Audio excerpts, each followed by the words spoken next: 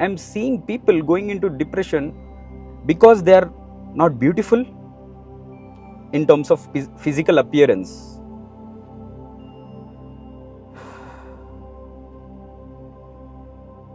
They are going under depression because they want to become like someone else. So ఇలాంటి వాళ్ళందరికీ చెప్పేది ఏంటంటే, మీరు మీకు చాలా యునిక్, మీరు ఈ ప్రపంచంలో చాలా యునిక్ అన్న విషయాన్ని గుర్తుపెట్టుకోండి. అంతేకాని తెల్లగా ఉన్నాము, నల్లగా ఉన్నాము అని